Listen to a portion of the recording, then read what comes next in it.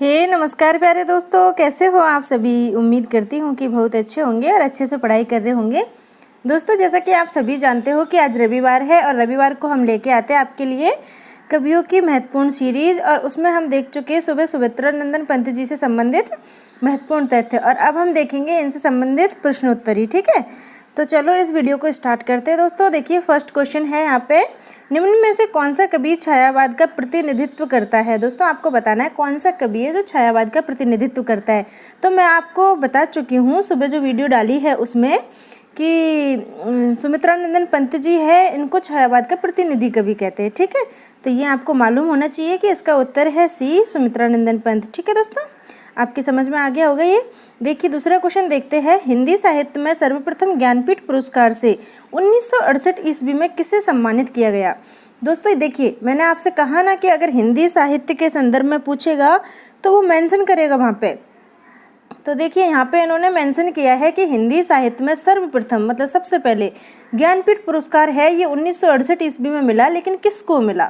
तो दोस्तों आप सभी जानते हो चितेरे कवि को मिला। कौन सी कृति के लिए? चिदम्बरा के लिए। तो आप इसको सुमित्रा नंदन पंत मत बोला करो, जब ज्ञानपीठ पुरस्कार की बात आए तो चितेरे कवि बोला करो सिर्फ, क्योंकि चितेरे बोलोगे तो तुरंत चिदम्बरा ध्यान में आएगी। ठीक है, तो सुमित्रा नंदन पंत जी को मिला है कब? 1968 में। और कौन सी कृति के लिए? चिदम्बरा के लिए। ठीक है, आपको ये बात समझ में आ गई होगी। चलो आगे बढ़ते हैं। देखिए दोस्तों, थर्ड क्वेश्चन है कि पंत को उनकी किस रचना के लिए ज्ञानपीठ पुरस्कार मिला। अभी ऊपर क्या बताया मैंने आपको? चितेरे कवि को मिला। कौन सी रचना के लिए? चिदम्बरा के लिए। तो आपको बहुत आसानी से ये क्वेश्चन याद हो गया। वैसे आपको पहले से भी याद होगा, पर फिर भी अब अच्छे से हो गया। देखिए दोस्तों, ये वाला क्वेश्चन है, ये मैंने आपको जब पढ़ाया था तब बहुत अच्छे से समझाया कि इसको 4-5 तरीके से पूछ सकता है एग्जामिनर। कैसे पूछ सकता है? देखिए दोस्तों, एक पूछेगा आपसे प्रकृति के सुकुमार कवि कौन है। दूसरा पूछ लेगा कि प्रकृति के चितेरे कवि कौन है। तीसरा आपसे पूछ लेगा कि प्रकृति के प्रिय कवि कौन है। या फिर पूछ लेगा कि प्रकृति के सबसे प्यारे कवि, सबसे सुकुमार पुत्र बोल सकता है, वो पुत्र की उपमा भी दे सकते हैं। तो इस तरीके से आपसे 4-5 तरीके से घुमा के इसी क्वेश्चन को बार बार पूछ सकता है। तो आपको पता है कि सुमित्रा नंदन पंत जी ने प्राकृतिक सौंदर्य का बहुत शानदार वर्णन किया है और इन्हीं के लिए ये कहा गया है। तो इसमें ये उत्तर बिल्कुल सही है। और आपको ये मालूम है तो कैसे भी घुमा लो क्वेश्चन को, हम उत्तर जानते हैं तो हम सही कर लेंगे। ठीक है दोस्तों, देखिए नेक्स्ट क्वेश्चन में, पंत की किस कृति को साहित्य अकादमी पुरस्कार मिला। दोस्तों यहाँ पे साहित्य अकादमी पुरस्कार की बात हुई है। ठीक है, ज्ञानपीठ पुरस्कार में और साहित्य अकादमी में आप अपने आप को उलझा मत लेना। तो ये साहित्य अकादमी पुरस्कार है, ये कला और बूढ़ा चांद के लिए मिला है। ठीक है दोस्तों, आपको ये अच्छे से याद कर लेना है। ठीक है, इसमें कोई भी कन्फ्यूज़न मत रखना अपने माइंड में। और देखिए कला और बूढ़ा चांद है, इसका प्रकाशन वर्ष भी आपको याद करना है, 1959 ईस्वी है। ठीक है दोस्तों, मैंने लिखा रखा है, आपको बार बार बताने की आवश्यकता नहीं है। पंत के काव्य में कौन सा साहित्यिक और दार्शनिक दृष्टिकोण देखने को मिलता है। दोस्तों आपको बताना है कि सुमित्रा नंदन पंत जी का जो काव्य है उसमें कौन सा साहित्यिक और दार्शनिक दृष्टिकोण देखने को मिलता है। तो देखिए दोस्तों, पंत के काव्य में छायावाद भी है, प्रगतिवाद भी है, और महर्षि अरविंद के दर्शन से बहुत ज़्यादा प्रभावित हुए थे ये, तो ये भी है। तो ये यहाँ पे उक्त सभी वाला ऑप्शन बिल्कुल सही हो जाएगा दोस्तों। ठीक है, ये सभी है इनके साहित्यिक और दार्शनिक दृष्टिकोण में। देखिए दोस्तों, यहाँ पे आपको बताना है कि युगांत, युगवाणी और ग्राम्य जो पंत जी की काव्य कृति है, इसमें कौन सी विचारधारा के दर्शन होते हैं। ठीक है, कौन सी विचारधारा आपको दिखाई देती है। तो आप सभी इसको बहुत अच्छे से जानते हो दोस्तों, प्रगतिवादी विचारधारा यहाँ पे आपको दिखाई देती है, तो ये बिल्कुल सही हो जाएगा यहाँ पे।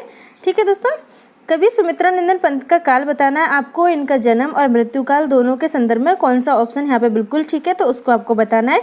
तो दोस्तों आप सभी जानते हो कि सुमित्रा नंदन पंत जी का जो जन्म काल है, इनका जन्म हुआ 1900 ईस्वी में और ये 77 साल तक जिए थे। 1977 में इनकी मृत्यु हुई, तो ये ए ऑप्शन बिल्कुल सही हो जाएगा। ठीक है दोस्तों, देखिए दोस्तों, यहाँ पे क्या पूछा गया है कि सुमित्रा नंदन पंत के काव्य में किन महापुरुषों के विचारों का प्रभाव है। आपको बताना है कि कौन कौन से महापुरुष हैं जिनके विचारों का प्रभाव सुमित्रा नंदन पंत जी के काव्य में पड़ा है और उनके जीवन में भी पड़ा है। ठीक है, तो महात्मा गांधी जी से बहुत ज़्यादा प्रभावित थे, ये बिल्कुल सही है। अरविंद से थे, लेकिन दोस्तों मैंने आपको बताया नहीं तथ्य समझाते टाइम कि कार्ल मार्क्स से भी ये बहुत ज़्यादा प्रभावित थे, तो इसमें उक्त सभी हो जाएगा ऑप्शन। ठीक है, तो इन सभी से प्रभावित थे सुमित्रा नंदन पंत जी। और जब एक इंसान किसी चीज़ से प्रभावित होता है तो उसके द्वारा लिखी हुई चीज़ भी प्रभावित होगी। ठीक है दोस्तों, तो इनका काव्य भी प्रभावित होगा उससे। ठीक है, कवि सुमित्रा नंदन पंत का मूल नाम क्या है? दोस्तों आप बहुत ज़्यादा अच्छे से जानते हो, हम पढ़ चुके हैं। इनका जो मूल नाम है ना वो गोसाई दत्त है।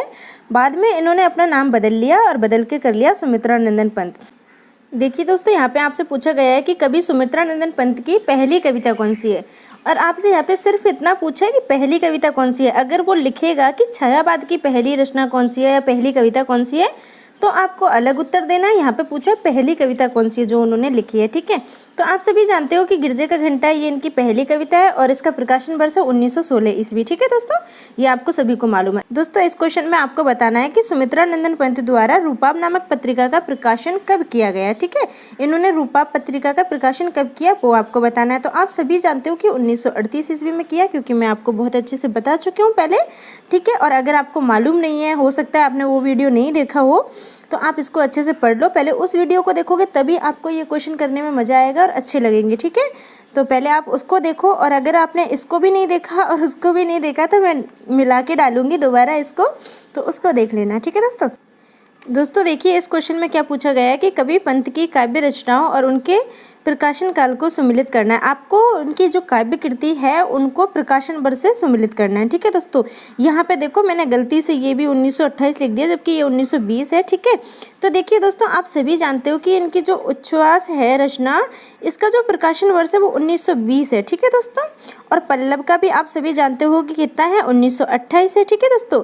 ग्राम्या जो इनकी है इसका है 1940, और लास्ट में युगांत बची है, युगांत का है 1936, ठीक है। तो देखिए दोस्तों इस तरह से मिलान करोगे तो यहाँ पे जो कूट नंबर फर्स्ट है ना, ये इसका उत्तर सही हो जाएगा। कवि पंत के रचना काल को कितने चरणों में बांटा गया है? दोस्तों बहुत अच्छे से हम पढ़ चुके, 4 चरणों में बांटा गया है।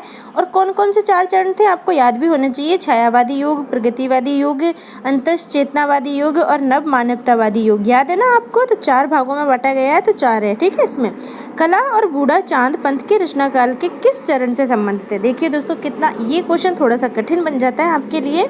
मैंने आपको बताया था छायावादी रचनाओं को अलग लिखवाया था, प्रगतिवादियों को अलग, और अरविंद के दर्शन से जो प्रभावित थी जिनको अंतश्चेतनावादी युग में रखा गया था वो अलग है, और मानवतावादी युग की जो रचनाएं थी वो अलग है। तो यहाँ पे पूछा है कि कला और बूढ़ा चांद है, ये कौन से मतलब भाग में रखा गया? जो आपने 4 भाग किए उनमें से कौन से में, पहले में, दूसरे में, तीसरे में, चौथे में? तो आप सभी को मालूम होगा कि कला और बूढ़ा चांद है ये रखा गया है इनके चौथे भाग में, ठीक है। अगर नहीं मालूम तो अच्छे से पढ़ लो उसको एक बार, क्योंकि बहुत इंपॉर्टेंट है ये क्वेश्चन, किसी ना किसी एग्जाम में भी आए हुए हैं, ठीक है। ऐसे नहीं है कि मैंने यूं ही बना के आपको दे दिए। साहित्यकार सुमित्रा नंदन पंत के साहित्य में निम्न में से कौन सी विशेषता निहित है? दोस्तों आपको बताना है कि इनमें से कौन सी विशेषता है जो सुमित्रा नंदन पंत जी के साहित्य में मिलती है, ठीक है। तो देखिए विषय और शैलीगत गतिशीलता मिलती है, दोस्तों बिल्कुल सही है। शिल्प का अधिकाधिक महत्व, इन्होंने शिल्प का अधिकाधिक महत्व किया, ये भी सही है। अलंकृत एवं चित्रमयी भाषा का प्रयोग, ये भी सही है दोस्तों, सभी सही है यहाँ पे, ठीक है। सभी ऑप्शन बिल्कुल सही है। भारत माता कवि पंत की किस काव्य संग्रह में संकलित है? दोस्तों भारत माता है ये इनकी कविता है, ठीक है। और ये कवि पंत के कौन से काव्य संग्रह में संकलित है आपको यहाँ पे ये बताना है, तो ग्राम्या में, ठीक है। सुमित्रा नंदन पंत का जन्म कहाँ पे हुआ? दोस्तों आपको बताना है कि इनका जन्म कहाँ पे हुआ, और आप बहुत अच्छे से जानते हो तो जल्दी से बता दीजिए क्या है इसका उत्तर। तो दोस्तों अल्मोड़ा में हुआ। अल्मोड़ा कहाँ पे? उत्तराखंड में, ठीक है। और गांव कौन सा? देखिए यहाँ पे जिला और राज्य का नाम दे रखा है, लेकिन गांव कौन सा? कौसानी गांव है ना, आपको याद होगा, मुझे पता है। देखिए सुमित्रा नंदन पंत का प्रारंभिक नाम क्या था, इसको पहले पढ़ चुके, दोबारा लिख दिया, ये गोसाई दत्त है, आपको मालूम है। सुमित्रा नंदन पंत ने कौन सी कक्षा में कविता लिखना प्रारंभ किया? दोस्तों ये तथ्य मैंने आपको नहीं पढ़ाया था पहले, तो आप बताओ कौन सी कक्षा में ये कविता करने लगे थे? आप सोचोगे नहीं, 4th क्लास से ये कविता करने लगे थे दोस्तों। आप याद करो, आपको 4th क्लास की बात भी याद है क्या अब तक? मुझे तो याद है। चलो आगे पढ़ते हैं। निम्नलिखित में से किस भाषा का अध्ययन सुमित्रा नंदन पंत ने नहीं किया? दोस्तों आपको बताना है कौन सी भाषा है जिसका अध्ययन सुमित्रा नंदन पंत जी ने नहीं किया। तो दोस्तों मैं आपको बता दूं कि फारसी भाषा है, इसका सुमित्रा नंदन पंत जी ने अध्ययन नहीं किया, ठीक है। संस्कृत का किया है, बांग्ला का किया है, अंग्रेजी का किया है, ठीक है दोस्तों। सुमित्रा नंदन पंत ने किसके प्रभाव से महाविद्यालय छोड़ दिया? दोस्तों आप सभी को मालूम होना चाहिए कि महात्मा गांधी जी का आंदोलन चल रहा था, उसके प्रभाव से इन्होंने ये महाविद्यालय छोड़ दिया था, ठीक है। तो ये इसमें महात्मा गांधी सही हो जाएगा। दोस्तों सुमित्रा नंदन पंत की कविता यात्रा को सम्मिलित कीजिए। आपको मिलाना है, देखिए ये 4 चरण वही है ना, आपको याद आ रहे होंगे। और देखिए इसमें से भी 4 चरण आपको यही तो मिलाना है कि कौन सा चरण को क्या नाम दिया गया। तो आप सभी को मालूम है कि प्रथम चरण को हमने छायावाद नाम दिया था, ठीक है दोस्तों। और दूसरे चरण को हमने बोला प्रगतिवाद, और तीसरा जो चरण है उसको अंतश्चेतनावाद बोला, या फिर दूसरा नाम इसका अरविंद दर्शन से प्रभावित रचनाएं हैं वो है इसमें, ठीक है। और चतुर्थ जो है वो है मानवतावाद या फिर नव मानवतावादी युग, ठीक है दोस्तों। तो इस तरह इसका मिलान है, आप कर लेना अच्छे से, ठीक है दोस्तों। देखिए कैसे क्वेश्चन घुमा के पूछ लेगा, इसीलिए आप ये मत सोचना कि ये इंपॉर्टेंट नहीं है, इंपॉर्टेंट सब है। जो मैंने करवाया ना वो तो एक एक पॉइंट इंपॉर्टेंट है आपके लिए, उसमें तो फालतू का कुछ है ही नहीं।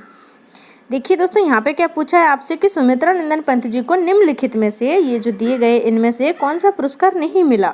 तो आपको बताना है कि कौन सा पुरस्कार उनको नहीं मिला। तो आप बहुत अच्छे से जानते हो कि पद्म विभूषण उनको मिला है, ज्ञानपीठ मिला है, साहित्य अकादमी मिला है। जब आपने 3 सही कर दिए तो जो लास्ट में बचा है वही उत्तर है, लेकिन देख लीजिए एक बार।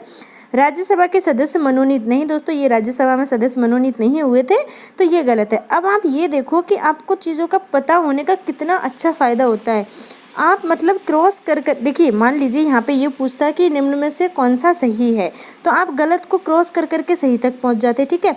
यहाँ पूछा है कि कौन सा नहीं मिला, तो आपने सही को टिक कर करके गलत तक पहुँच गए कि ये नहीं मिला। तो आपको चीज़ों की जानकारी होगी ना, तो कैसे भी क्वेश्चन आ जाए आप उसको बिल्कुल ठीक कर लोगे। तो इस तरीके से पढ़ाई कीजिए कि कुछ फ़ायदा हो। दोस्तों ये कवियों वाली जो सीरीज़ है ना, ये आपकी इतनी मदद करेगी, मतलब अभी के लिए नहीं, जब तक आप पढ़ने पढ़ाने का कार्य करते रहोगे तब तक आपकी बहुत ज़्यादा मदद करने वाली है। क्योंकि इसमें मैं सिर्फ 4-5 कवियों बात नहीं करूँगी, मैं जब तक पढ़ाती रहूँगी जब तक मुझे समय मिलता रहेगा। अब देखो स्कूल खुल जाएंगे उसके बाद मैं ज़्यादा समय नहीं निकाल पाऊँगी, लेकिन फिर भी रविवार को तो छुट्टी होती है ना, तो मैं आपके लिए कवियों की सीरीज़ लाती रहूँगी। जब तक कवि ख़त्म नहीं होंगे तब तक मैं आपको पढ़ाती रहूँगी, ठीक है। अब लेकिन ये इम्पॉर्टेंट है बात यहाँ पे कि आप कितना पढ़ते हो। मैं दिन में 4-5 वीडियो डाल देती हूँ, 3 डाल देती हूँ, मतलब ऐसा तो होता ही नहीं कि नहीं डालूँ, बहुत ज़्यादा इमरजेंसी होती है तो नहीं डालती। तो क्या जितनी मैं डालती हूँ उतनी आप देखते हो? मुझे नहीं लगता, क्योंकि मुझे यहाँ पे सब पता चल जाता है किसने कितनी देखी है और कितने टाइम तक देखी है। वीडियोज़ को कोई भी पूरा नहीं देखता 1-2 के अलावा, क्योंकि उसमें टाइम लिखा आ जाता है कि आपने कितने समय तक वीडियो देखी है। लाइक मत करो, कोई दिक्कत नहीं है, लेकिन डिसलाइक भी मत करो, ठीक है। लाइक नहीं करते हो तो डिसलाइक क्यों कर रहे हो यार, तो वो भी मत करो।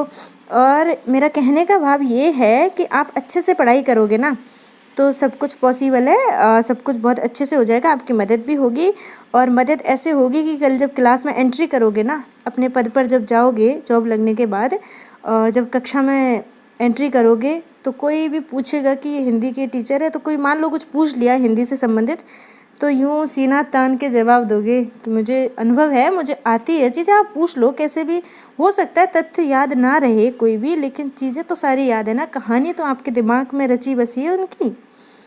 तो चलो दोस्तों आगे पढ़ते हैं। पंत ने जर्जर मान्यताओं के नष्ट होने की बात किस कविता में कही है। देखिए दोस्तों कितना अच्छा क्वेश्चन है यहाँ पे। सुमित्रा नंदन पंत जी ने जर्जर मान्यताएं जो हैं उनके नष्ट होने की बात कौन सी कविता में कही है, तो ये कही है इन्होंने द्रुत झरों में, ठीक है दोस्तों। देखिए दोस्तों संध्या और द्रुत झरों कविताएं हैं, ये पंत के कौन से काव्य संग्रह से ली गई है, आपसे ये पूछा है तो युगांत से ली गई है, ठीक है दोस्तों। प्रार्थना कविता के रचयिता कौन है, तो आप सभी जानते हो कि प्रार्थना कविता है इसके रचयिता है पंत जी। क्योंकि पंत जी की बात हो रही है तो आप सीधा सीधा बोल दो कि पंत जी, लेकिन जब मैं सबके साथ इनके क्वेश्चन मिला के दूंगी तब देखते हो आप कितने सही करोगे। सुमित्रा नंदन पंत का जन्म किस राज्य में हुआ, तो आप सभी जानते हो कि इनका जन्म हुआ उत्तराखंड में, ठीक है दोस्तों। बालिका मेरी मनोरम मित्र थी, दोस्तों ये पंक्ति किसने कही है आपको ये बताना है। तो ये पंक्ति मैं आपको लिखवा भी चुकी हूँ, तो ये कही है सुमित्रा नंदन पंत जी ने, ठीक है दोस्तों। पंत की कौन सी रचना प्रगतिवादी नहीं है, दोस्तों आपको बताना है कि इन चारों रचनाओं में से कौन सी रचना है जो प्रगतिवादी नहीं है। तो आपको अभी अभी मैं पढ़ा चुकी हूँ, तीसरा या चौथा ही क्वेश्चन रहा होगा, उसमें मैंने आपको बताया कि युगांत, युगमाणी और ग्राम्या ये तीनों जो है ये प्रगतिवादी रचनाएं इनकी है। तो बची कौन सी, पल्लव, तो पल्लव नहीं है, और पल्लव आप जानते हो कि ये इनकी छायावाद की रचना है, ठीक है, ये प्रगतिवादी नहीं है, ठीक है दोस्तों, आपको मालूम हो गया इतना। अकेली सुंदरता कल्याणी, सकल ऐश्वर्या का संध्यान, देवी माँ सहचरी प्राण, चर्चित पंक्तियों के प्रयोक्ता कौन है। दोस्तों आपको ऊपर की 2 पंक्ति भले ही समझ में नहीं आई, लेकिन आपको ये आ गई, क्योंकि सबसे पहले मैंने आपको यही लिखवाया था आपको इतना मालूम है कि देवी माँ सहचरी प्राण, ये पंक्ति पंत जी ने कही है, मैडम ने हमको लिखवाई थी। तो इतना पता होने से आप तो उत्तर तक तो पहुँच गए हो ना दोस्तों। तो यहाँ पे हमारा उत्तर सही हो गया। देखिए दोस्तों, यहाँ पे आपको बताना है छायावाद का घोषणा पत्र मैनिफेस्टो, घोषणा पत्र को मैनिफेस्टो बोलते हैं। तो कौन सी रचना के लिए कहा गया है, तो बता दीजिए जल्दी से कौन सी रचना को कहा गया है। तो दोस्तों पल्लव को कहा गया है। पल्लव रचना की जो भूमिका है ना, उसको छायावाद का घोषणा पत्र कहा जाता है। ठीक है दोस्तों, आपको मालूम हो गया। और आपसे एक क्वेश्चन मेरा यहाँ पे है, अगर आपने मेरा पहला वाला वीडियो अच्छे से देखा है तो आप बहुत ज़्यादा अच्छे से इसका उत्तर मुझे बता दोगे। तो आपको बताना है कि छायावाद के अंत का मैनिफेस्टो कौन सी रचना को कहा जाता है। ठीक है, और ये है क्वेश्चन घुमाने वाला कि मैं देखूंगी आपने कितने ध्यान से वीडियो को देखा है। ठीक है, आप जरूर बताना है इसका उत्तर कि छायावाद के अंत का घोषणा पत्र कौन सी रचना को कहते हैं। ठीक है दोस्तों, जरूर बताना आप। चलो इसको देख लेते हैं, नीचे वाले क्वेश्चन में क्या पूछा है। सुमिलित करना है दोस्तों, क्या सुमिलित करना है, कविताएं सुमिलित करनी है काव्य संग्रह के साथ। ठीक है, तो आपको मालूम होगा कि कौन सी कविता कौन से काव्य संग्रह में, तभी तो सम्मिलित कर पाओगे। तो दोस्तों यहाँ पे ऑलरेडी ये सभी सम्मिलित करके दी हुई है। ठीक है, इसीलिए मैंने नीचे कूट नहीं लिखा, क्योंकि उसको लिखती तो ऐसी मेरी जगह खराब होती। मेरे पास वैसे कॉपी पेन नहीं है, सब खत्म हो चुके, जैसे तैसे काम चला रही हूँ, नीचे दुकान भी नहीं खुलती है। तो देखिए दोस्तों, बे आँखें ग्राम्य में है काव्य संग्रह में, ताज कविता है ये युगांत में है, बापू है ये युगवाणी में है, और परिवर्तन है ये पल्लव में है। और ये ना काफ़ी इंपॉर्टेंट है दोस्तों। ठीक है, इसीलिए मैंने यहाँ पे लिखी है, तो आप इसको अच्छे से पढ़ लेना एक बार। ठीक है दोस्तों, यहाँ पे आपको बताना है सुमित्रा नंदन पंत की जो रचनाएं हैं इनको सही क्रम से लगाना है। तो आपको इनका क्रम तब पता होगा जब आपको इनका प्रकाशन वर्ष पता होगा। तो यहाँ पे 4 रचनाओं की बात की गई है। पहली रचना है ग्राम्य। ठीक है दोस्तों, दूसरी रचना कौन सी है, स्वर्णधूलि है। तीसरी रचना है अतिमा, और चौथी रचना है कौन सी, कला और बूढ़ा चांद। ठीक है दोस्तों, तो देखिए आप सभी को मालूम है कि जो ग्राम्य है ये कब लिखी गई, 1940 में। अब यहाँ पे मैं लिखूंगी तो सब गड़बड़ हो जाएगा, लेकिन मैं लिख देती हूँ। देखिए 1940 में लिखी गई पहली वाली। ठीक है, उसके बाद दूसरी रचना कौन सी है, स्वर्णधूलि। तो दोस्तों आप सभी को मालूम है कि स्वर्णधूलि है ये 1947 में लिखी गई। कब, 1947 में। ठीक है, और तीसरी रचना है कौन सी, अतिमा। तो दोस्तों अतिमा का आपको प्रकाशन वर्ष पता होगा, तभी आप इसको सही से कर पाओगे। तो ये है 1955। ठीक है दोस्तों, क्या है, 1955। और आखिर में है कला और बूढ़ा चांद। तो ये आपको सभी को मालूम है कि 1959, और इसके लिए मिल रखा है साहित्य अकादमी पुरस्कार पंत जी को। अब देखिए आप प्रकाशन वर्ष मालूम हो गए आपको, रचना का भले ही नाम आपको पहले ही देख लिया आपने, तो सब घुमा फिरा के दे रखा है इसमें चारों ऑप्शन में। तो देखिए 1940 सबसे पहले आएगा। ठीक है, उसके बाद 1947, उसके बाद 1955, उसके बाद आएगा 1959। तो ये वाला क्रम मैंने पहला ऑप्शन उठाया तो इसी में उत्तर मिल गया। लेकिन ऐसा नहीं है कि वहाँ पे आपको ऐसे ही मिल जाएगा, आपको इनका प्रकाशन वर्ष याद होगा तो आप कोई से भी ऑप्शन में हो आप ठीक कर लोगे। ठीक है, तो यहाँ पे ए ऑप्शन बिल्कुल सही है। छायावाद के विष्णु कौन कहलाते हैं, ये तो आप बहुत ही अच्छे से जानते हो। ये तो मैं बताऊं चाहे न बताऊं एक ही बात है, लेकिन बता देती हूँ। पंत जी को कहा जाता है। और दोस्तों देखिए, प्रसाद जी को क्या कहा जाता है छायावाद का, ब्रह्मा कहा जाता है। निराला जी को क्या कहा जाता है, महेश। और नगेंद्र को तो कुछ नहीं कहा जाता। महादेवी वर्मा जी को कहा जाता है छायावाद की दुर्गा या शक्ति। ठीक है, तो आपको ये भी मालूम हो गया यहाँ पे। वैसे पहले से ही मालूम था आपको, क्योंकि मैं तीनों के बारे में अच्छे से पढ़ा चुकी हूँ। आधुनिक काल का वर्ड्सवर्थ किसे कहा गया है दोस्तों, बहुत अच्छे से मैंने आपको पढ़ाया है। आधुनिक काल का वर्ड्सवर्थ किसे कहा गया है, सुमित्रा नंदन पंत जी को। ठीक है,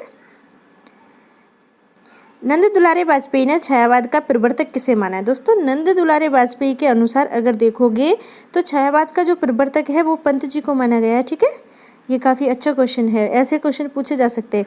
आचार्य रामचंद्र शुक्ल जी के प्रिय छायावादी कवि कौन से दोस्तों, आचार्य रामचंद्र शुक्ल जी के प्रिय छायावादी कवि। ठीक है, हिंदी के कवि नहीं, छायावादी कवि।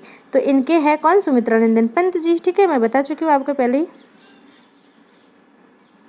कविता करने की प्रेरणा मुझे सबसे पहले प्रकृति निरीक्षण से मिली। देखिए दोस्तों, आप इतना पढ़ोगे ना, वहीं पे आपको उत्तर का मालूम हो जाएगा कि कविता रचने की जो प्रेरणा प्रकृति से मिली, मतलब प्रकृति के बारे में सबसे शानदार अगर लिखा है तो सुमित्रा नंदन पंत जी ने लिखा है। तो यहाँ पे आपको इसका उत्तर मिल जाएगा, जिसका श्रेय इनकी जन्मभूमि को जाता है। ठीक है, किस कवि के काव्य का क्रमिक विकास छायावाद, प्रगतिवाद, अंतश्चेतनावाद और नव मानवतावाद, के रूप में हुआ है। देखिए दोस्तों चारों चरण आ गए ना यहाँ पे। देखिए पहला चरण छायावाद, दूसरा प्रगतिवाद, तीसरा अंतश्चेतनावाद और चौथा है नव मानवतावाद। आ गए ना चारों चरण। तो आपको पता है कि ये चारों चरण किसकी रचनाओं में है, मतलब किसके उसमें है, रचनाओं से संबंधित, तो पंत जी के से। तो आपने कर दिया बिल्कुल सही। आपको मालूम ही नहीं होता तो आप सोचते ये क्या पूछ रहे हैं, छायावाद भी दे दिया, प्रगतिवाद भी दे दिया और ये दो पता नहीं क्या दे दिया अलग ही। अगर आपने नहीं पढ़ा होता तो आप ऐसे ही रिएक्ट करते जैसे मैं कर रही हूँ। तो यहाँ पे आपको लग रहा होगा कितने सरल सरल क्वेश्चन है, क्योंकि आपने पहले वीडियो देख लिया है। अगर नहीं देखते डायरेक्ट मैं इन क्वेश्चन को करवाती ना तो आप बोर हो जाते, वीडियो बीच में बंद करके और रख देते। देखिए लास्ट वाला, देखिए दोस्तों कौन सा छायावादी कवि आकाशवाणी में सेवारत था। तो मैं आपको बता चुकी हूँ कि सुमित्रानंदन पंत जी है, इन्होंने आकाशवाणी में काम किया था। ठीक है। पंत जी की किस काव्य कृति में भाषा, अलंकार, छंद, शब्द चयन के संबंध में एक लंबी भूमिका है। कौन सी कृति है इनकी जिसमें भाषा, अलंकार, छंद और शब्द चयन के संबंध में एक लंबी भूमिका लिखी गई है। तो दोस्तों पल्लव में। ठीक है। परिवर्तन कविता का मूल स्वर क्या है। दोस्तों इनकी जो परिवर्तन कविता है इसका मूल स्वर क्या है बताइए। क्षणवाद है, प्रकृति चित्रण है, जीवन की नश्वरता है, सब कुछ परिवर्तनशील है। बताइए दोस्तों क्या है। तो दोस्तों आप इसमें प्रकृति चित्रण मत कर देना। ठीक है। क्योंकि इन्होंने ऐसा नहीं है कि एक ही चीज़ पर अड़े रहे, ये इन्होंने चार, देखिए चार उनमें इनको बांटा है ना मैंने, छायावादी, प्रगतिवादी, अंतश्चेतनावादी और नव मानवतावादी। तो यहाँ पे जो बात कही है ना परिवर्तन कविता में, वो कही है कि सब कुछ परिवर्तनशील है। ठीक है। इस चीज़ पर इन्होंने जोर दिया है और मूल स्वर जो रहा है इस कविता का ये रहा है कि सब कुछ परिवर्तनशील है, मतलब सब कुछ बदल सकता है। ऐसा नहीं है कि आप कहते हो कि नहीं ये तो हो ही नहीं सकता, तो ऐसा नहीं है, सब कुछ संभव है दोस्तों, कुछ भी हो सकता है। स्वर्ण काव्य की रचना हिंदी के किस कवि ने की। तो दोस्तों सुमित्रानंदन पंत जी ने की। और इस वीडियो में मैंने 45 क्वेश्चन ही रखे। ठीक है दोस्तों, क्योंकि मैं इतने ही बना पाई, डबल में रखती तो उससे कोई मतलब नहीं है, इतने ही क्वेश्चन मैं बना पाई।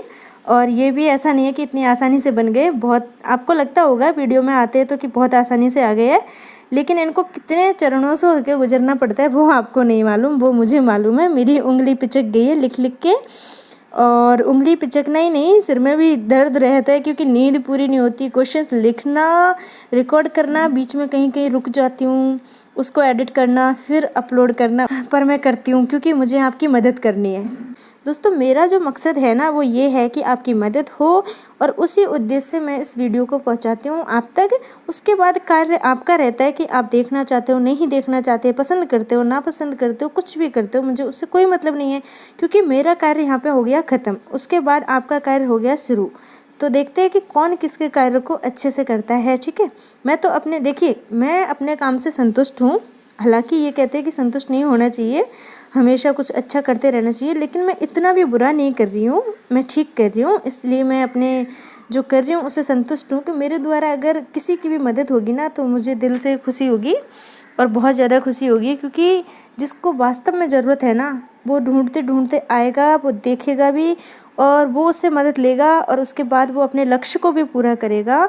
क्योंकि दोस्तों जैसे आप लोग स्ट्रगल कर रहे हो ना, मैंने भी किया था और अभी भी मैं कर रही हूँ। ऐसा नहीं है कि मैं रुक गई हूँ, टीचर बन गई हूँ तो बस मैं यथावत वहीं पे ठहर गई हूँ, नहीं, ठहरना मेरी आदत नहीं है बिल्कुल भी। मैं प्रयासरत हूँ अपने आगे के लक्ष्यों के लिए।